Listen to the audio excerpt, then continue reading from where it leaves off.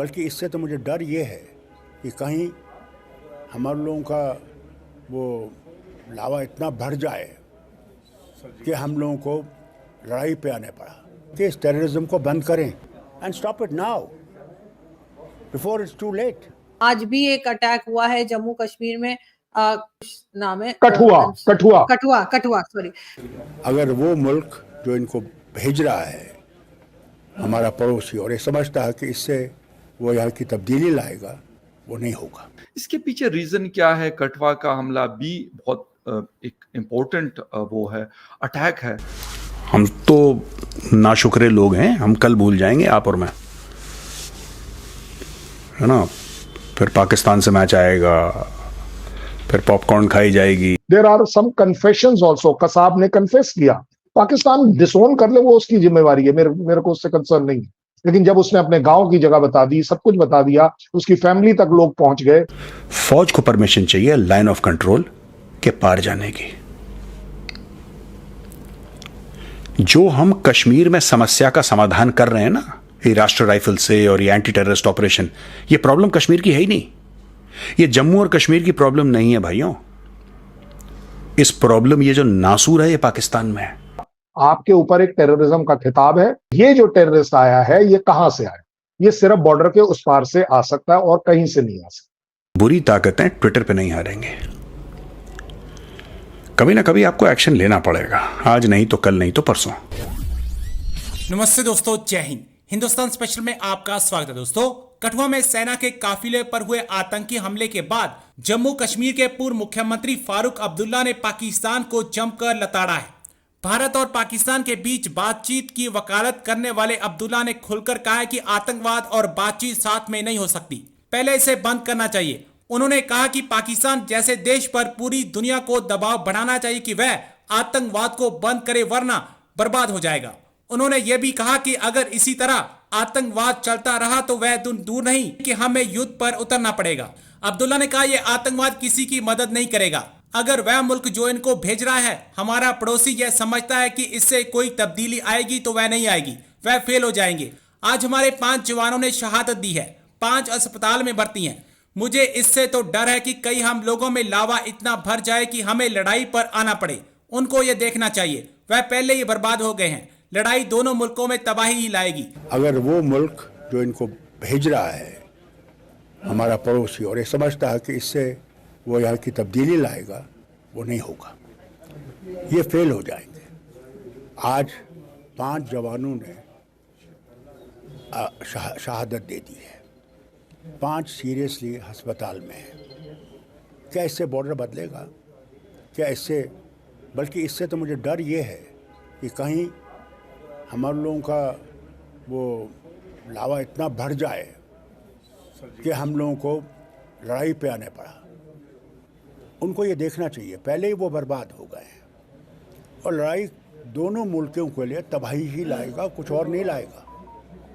तो इसको बंद करें, मेहरबानी करके इस टेररिज्म को बंद करें। ये सारी दुनिया में इसकी निंदा हो रही है कि ये जो कर रहे हैं ये गलत है, और कोई भी मुल्क आज दुनिया में इसको कबूल करने के लिए तैयार नहीं है। सब इसके खिलाफ है, और जो ये कर रहे हैं उसे क्या हो क्या रहा है, इनको मिलेगा क्या? क्या मिलेगा? उन जवानों के घरों में मातम होगा आज, और वो कह रहे होंगे कि आप क्यों बैठे हो और कुछ कर नहीं रहे हो। ये उनको देखना चाहिए। अगर वो चाहते हैं कि इस हद तक जाए तो फिर उनको तैयार रहना चाहिए कि फिर वो रुकेगा नहीं। जो ये टेररिज्म है, इसको ये उनको तबाह कर देगा, बर्बाद कर देगा। कुछ नहीं रखे, समझ नहीं आती कि उनकी सोच क्या है। मुझे समझ नहीं आती उनकी सोच क्या है। अफसोस इस बात का है, this is not way forward, this is way backward.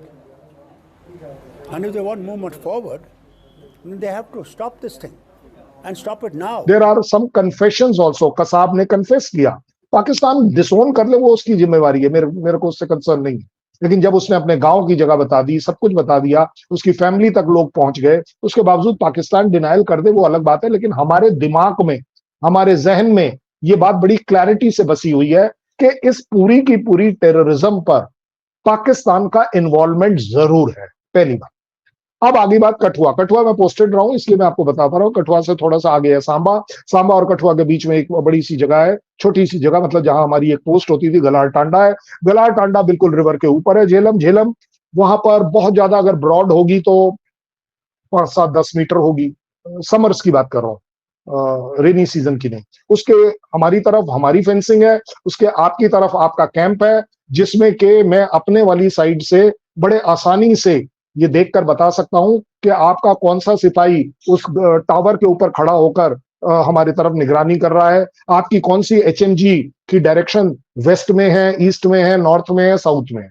मैं एग्जैक्ट बता सकता हूं, ये मेरा अपना आंखों देखा है, पर्सनल एक्सपीरियंस है। सो जब इस जगह से कहीं पर भी अगर देखा जाए, कठुआ, झेलम और पाकिस्तान, अगर इसके बीच में कोई रिहायशी नहीं है सिवाय सरकंडा के, ऐसा हम हमेशा प्रूव करते हैं, एज्यूम करते हैं, ब्लेम करते हैं कि ये जो टेररिस्ट आया है ये कहां से आया। ये सिर्फ बॉर्डर के उस पार से आ सकता है और कहीं से नहीं आ सकता। बड़ी सीधी बात।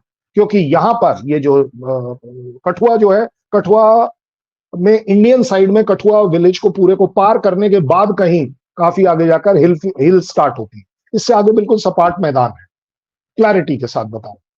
सो इस वजह से हमारा हमेशा फर्स्ट टारगेट पाकिस्तान इन 3 रीजंस पर है। पहली बात, आपके ऊपर एक टेररिज्म का खिताब है।